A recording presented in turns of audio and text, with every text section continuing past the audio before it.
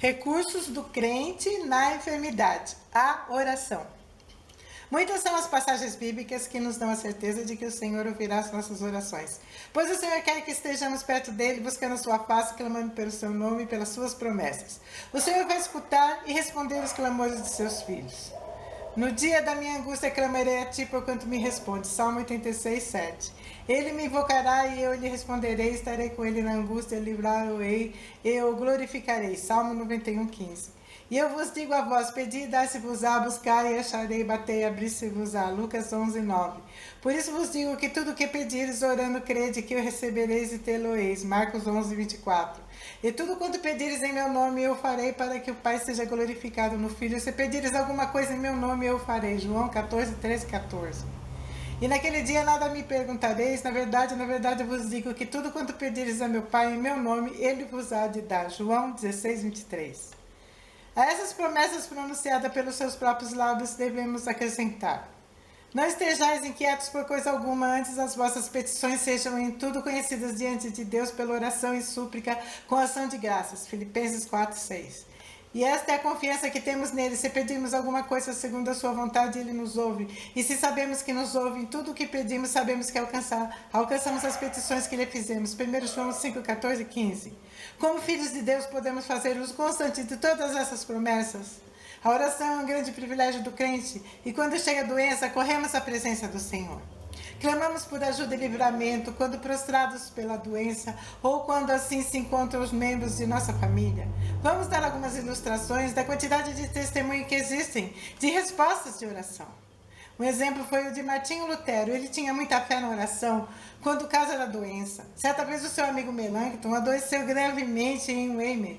Lutero observou que ele havia sido privado da visão, da audição e havia ficado inconsciente.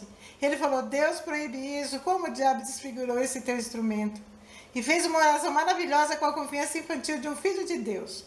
Tomou Melanchthon pelas mãos e disse: fique bem confortado, Filipe, pois você não vai morrer. Não se entregue ao espírito da dor, nem se torne o seu próprio assassino. Confie no Senhor, pois ele tanto pode matar como pode dar a vida. Melanchthon começou a melhorar e mais tarde confessou que teria se tornado um homem morto se não fosse pela vida de Lutero. Quando Micônio, o superintendente em Gotha, estava no último estado de consumação, Lutero lhe escreveu: que Deus não me permita saber enquanto eu viver que você está morto, mas que o leve a sobreviver. Sei que isso prontamente me será concedido. Amém? Logo em seguida, Micônio começou a se recuperar. O reformador suíço Henry Bellinger, que viveu na mesma época, testemunhou a eficácia da oração na hora da enfermidade. E ele escreveu: através da confiança em o nome de Cristo, grande número de pessoas gravemente afligidas e atacadas por moléstias são restauradas novamente à saúde. Richard Baxter, autor de tantas obras excelentes, declarou que muitas vezes havia sabido que a oração da fé salva o enfermo, quando os médicos já têm perdido qualquer esperança. George Fox, fundador da Society of Friends, dá um testemunho parecido. Muitas bênçãos vindas das orações em caso de enfermidade são também registradas na história do Scottish Covenanters. Muitas páginas poderiam ser preenchidas de incidentes sobre incidentes. O jornal de John Wesley, fundador do metodismo, relata muitas respostas às orações em caso de enfermidades. Cindy Ford, fundador dos Hunters, conhecido como Moravianos, possuía fortes convicções sobre a cura como resposta às orações, tendo influenciado John Wesley neste sentido. Vamos citar uma experiência na vida de John Wesley, conforme foi publicado em seu jornal. Em nossa festa do amor, além da dor nas costas e a fé que ainda persistia, exatamente quando comecei a orar, fui atacado de uma tosse, a ponto de quase não poder falar. Clamei a Jesus para que ele aumentasse a minha fé e confirmasse em mim a palavra de sua graça. Enquanto estava orando, a dor sumiu, a febre me deixou e a força do corpo voltou. E durante muitas semanas não senti fraqueza alguma nem dor. Outra experiência interessante é relatada no mesmo jornal. Minha desordem antiga voltou com maior violência. Um pensamento me veio à mente: por que não apelar a Deus no início em vez de no fim da minha doença? Fiz isso e encontrei alívio imediato, de modo a não mais precisar de medicamento. O incidente a seguir mostra a fé infantil desse grande homem. Meu cavalo era muito manco e minha cabeça estava doendo. Havia meses. Então pensei, será que Deus não pode curar tanto o homem como o animal? Imediatamente meu cansaço e a dor de cabeça cessaram e meu cavalo parou de manquejar. E nunca mais isso aconteceu a partir daquele dia. O que é seguro aqui é puro fato, no qual todo homem vai acreditar se quiser. Em seguida, ele relata outros assuntos pelos quais ele e outros oraram na doença, tendo o Senhor correspondido à sua fé. John Wesley sofria de várias enfermidades e foi curado. Ele possuía bons conhecimentos sobre os medicamentos que costumava usar para ele mesmo e para os outros.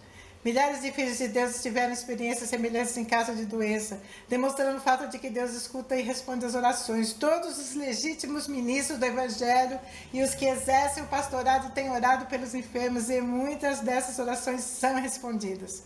Tanto as orações respondidas no livramento das doenças mais graves, como as não respondidas. Quando as aflições permanecem e a morte chega, demonstra que a criatura feita do pó sempre se inclina a esquecer a soberania de Deus.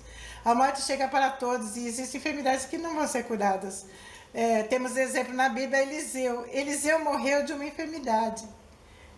2 Reis 13:14.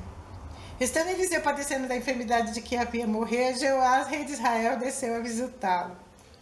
Deus é soberano no controle da vida do seu povo. Ele controla o seu tempo e destino na terra, pois além de sua soberania está a infinita sabedoria unida ao seu infinito amor. Enquanto Cristo esteve neste mundo, ele fez tudo corretamente, bendita segurança para todos nós. Quer ele responda a oração da enfermidade, curando o doente ou não, responda a oração pelo seu restabelecimento, tudo vai ficar bem, porque ele está no controle. E a verdadeira fé é a que se submete à sua vontade soberana. O que temos a dizer é simplesmente, vai bem, que nem 2 Reis 4:26. A fé não significa uma cega confiança, demonstrando que se consegue tudo o que se deseja, pois isso seria destronar Deus, colocando em nossas mãos o cetro que somente a Ele pertence e tornando-o um poder simplesmente obediente aos nossos tolos caprichos. Amém?